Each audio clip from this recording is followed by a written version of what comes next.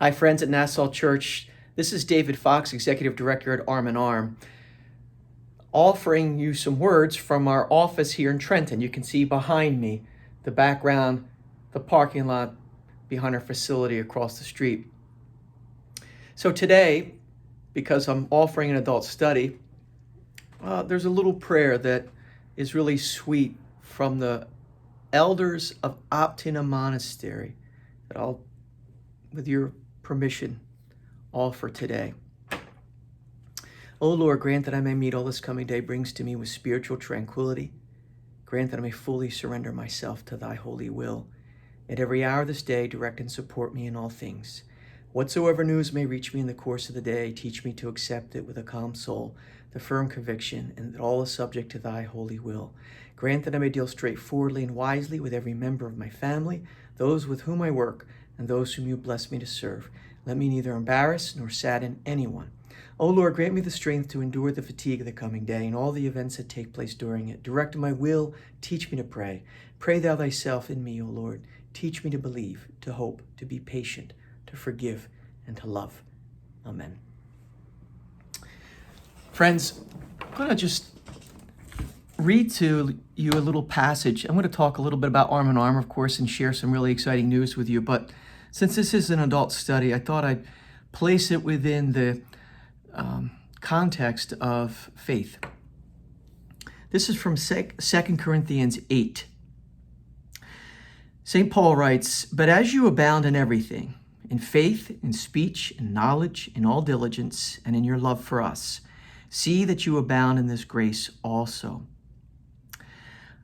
And he's talking to them about offering their material gifts to those in need. And he concludes with this, "For I do not mean that others should be eased and you burdened, but by an equality, that now at this time your abundance may supply their lack, that their abundance also may supply your lack, that there may be equality."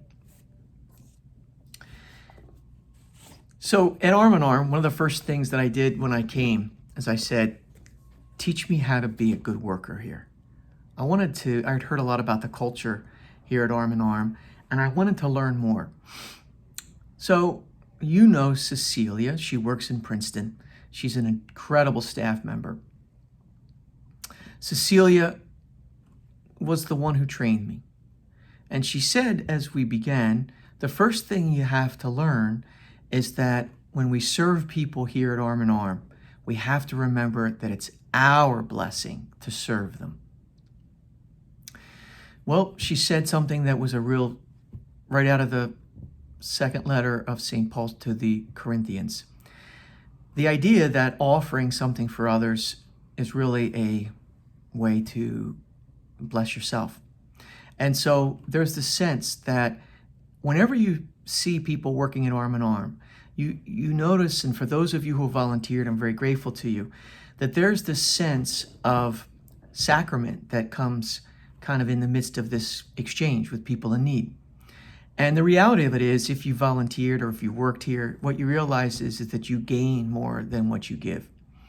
And so I say all this to say to you as a community that I think for these 40 years that we have been a manifestation of your community, among others, that your community has been blessed and that you can see the fruits of this in the people that come to Nassau Church and who at least I've gotten a chance to meet. So I can say that to you first and foremost of what a blessing it's been. And why is that? Paul talks about the idea of equality. And in every exchange we have, there's always a sense that we are gaining something, but also there's this commonality that really we realize that both of us are in this kind of life circumstance. And there might have been certain circumstances in my life and certain circumstances in others, but at the end of the day, we're on the same journey together. And there's this real sense of equality that, if you kind of lower yourself and serve the other, you receive. And so I'm thankful. I think of the people that we serve and how they have really, offered us a whole lot. one quick story that comes to my mind is somebody that we helped not long ago was a man who had a family, and the family was going through a really tough time. He lost his job, he didn't get unemployment, and he came to us looking for help, and he was in about $6,000 in debt he owed. And so we got to talking with him, and we got to talk to his landlord. And the landlord agreed that if we could help him, the landlord would chop that amount that he owed in half. So about $3,000 already was taken off of what he owed. The second thing we did, of course, is we talked to him and said, what can you do to help? And he looked at what he could do and the prospects of being able to go back to work. And he said, I can give about $660. So we took and put that into the pot. And then we put together about $2,500.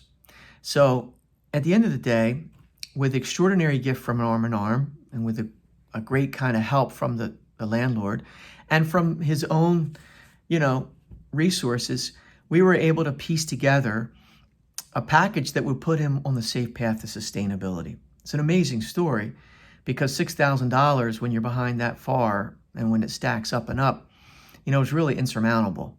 So the fact that he was able to go from being in such a deep hole that he couldn't see out to being able to a clear path to being able to take care of himself, that is part of what we do.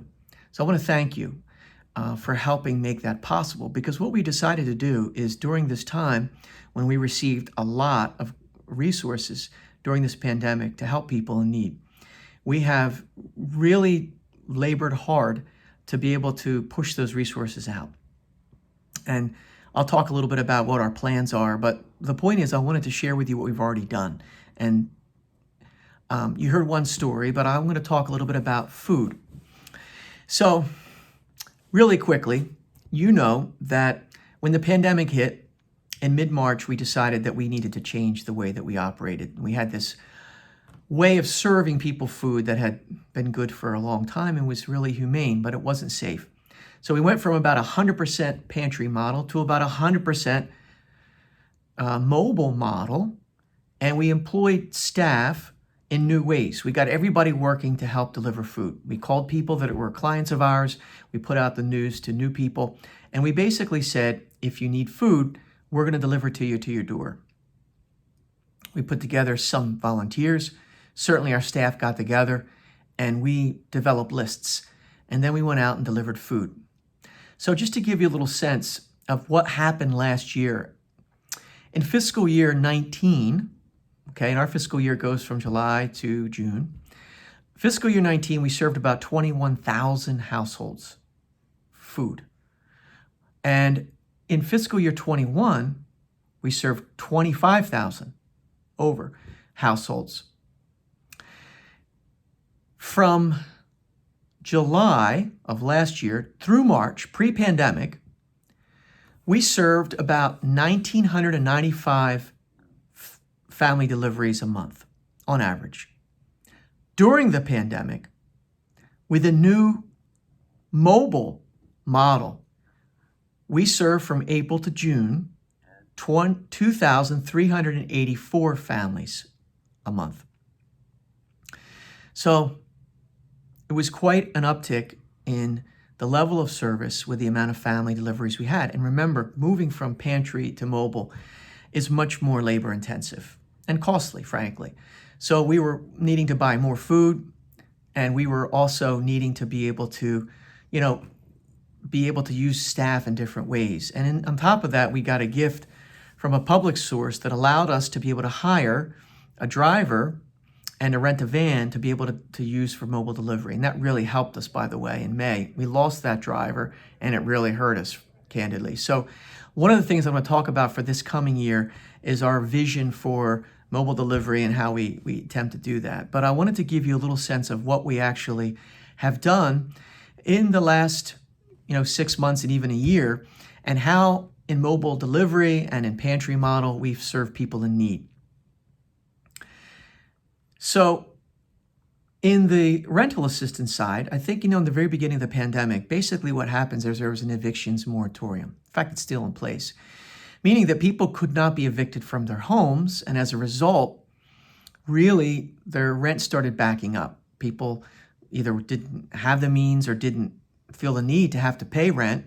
And so they, even though they weren't being able to be put out, they were indeed stacking up back rent. So at about a month and a half into this issue, and so what happened was we were not getting any people coming to us for help with rental assistance. So we had these resources out there that we typically get mostly from public resources, except for the 50 Family Challenge that some of you support. But the bulk of that resource usually comes from public resources. And so because the public resources require an evictions notice, essentially, we didn't have any funds and we didn't have any clients to be able to help them. While, however, in our culture, people were getting their rent backed up. So what we said to ourselves is we've gotten some private resources and we want to do things differently. We want to keep people from having to be evicted down the road and help them before they get an evictions notice.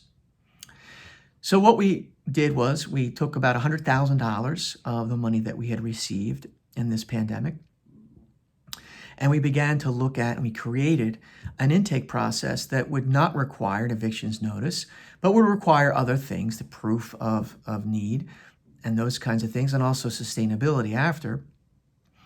And we said to ourselves, let's roll this out and get people helped now.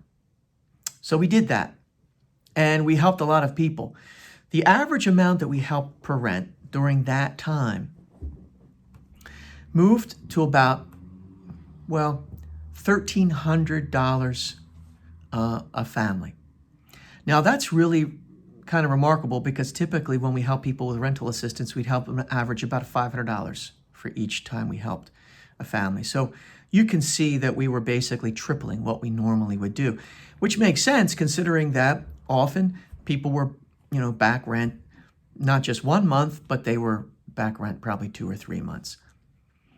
But the need was there. So what happened was, in the beginning, we used everybody to help us with food. And I talked about, for the first month and a half, they're not really needing this rental assistance. But after about a month and a half, we used these private resources, and we tasked our rental housing stability people back to this work.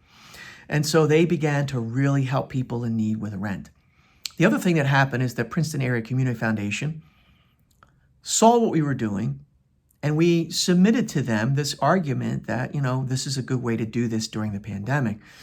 So in the midst of not having the public resources and the metrics to be able to offer people help, let's help people now. And so you'll be glad to know that Housing Initiatives of Princeton and we partnered in asking Princeton Area Community Foundation support, and we got another $100,000 that we would split between the two of our organizations. And I know that, knowing the history, I hope that makes you feel really good, because part of what was really great in the midst of this time was that we were working alongside with the people over there at HIP in a new way. In fact, our caseworkers still meet weekly and talk about the cases. And essentially, we had this agreement that we would develop together a shared intake and that we would recognize each other's intake process. So if, for instance, if a client was, deemed, worthy to receive support from HIP, we would accept that intake as valid for ourselves, and we would match that support. So if HIP was in for 1,000, we could be in for another 1,000 right off the bat. And that did a couple things. Number one, it kept the people from having to be bounced from door to door looking for help. It's a little dehumanizing. When you heard in the epistle to St. Paul, from St. Paul to the Corinthians, that, you're talking about equality in giving. And the question would be, how would we feel? Some of us listening, and I'm one of them, knows what it's like to have to need help. In fact, I'm a Princeton Seminary grad who needed the help of the funders from that organization to be able to make it at seminary, to have a house, to have an apartment. I'm still grateful. Some of you might have been part of that, gift. So when you're going through that, there's a sense of humanity, dignity that comes along with this exchange that's very important. It's It's not just the resources, it's how they're delivered. And Paul goes on to talk about don't do this with a grudging heart, but do it, with thankfulness, with gratitude. The point is we want to do that for our clients that we serve. We don't just want to give them the resources, we want to give them the resources in the most humane way possible with the equality. And to do that, basically want to save them from having to beg, really, from one organization to the next to get the resources they need to be able to sustain their families. So this was a really great work and is still going on actually with HIP. And to do this really meant we were learning a lot about each other and we were doubling our staffs, in terms of the amount of caseworkers that we were, being able to put at disposal to be able to help people in need. So this next $100,000 is what we're actually giving out now to people in need with HIP. So this is an extraordinary amount of, again, we're averaging, between $1,500 to $1,700 per family in helping them. The evictions moratorium will stay in place, as we know so far, probably till November. At that time, we do expect there will be another avalanche of need. But the good news is that we've already been promised from both sources that were public and private and have received already some support to be able to meet at least some of this need when it increases in that part of the year. So that's what's going on. Now, the work experience program has really been dormant. We have continued to help people. I know some of you there in Nassau have helped with this program of financial literacy. And that's still taking place. And that took place remotely during this whole pandemic period. And so we've had about 11 people go through that financial literacy process, and we're looking to increase that in the fall. So that's happening. Some of our typical thing that we're working with work experience has not taken place because essentially the quick story is that the people who typically get referred to us don't need to work to go to work, explore for work during this pandemic time. They're home with their families and so forth. So we just haven't gotten the referrals, and the one stop of Mercer County has been closed. So that part of our work has really been more dormant. We expect that to kick up again about halfway through this fiscal year. We'll keep you abreast of that. What are we looking forward to this next year, though? Just really simply, I'll tie this together and say that we expect to continue to help people at extraordinary levels. To do this, we realized we needed more staff.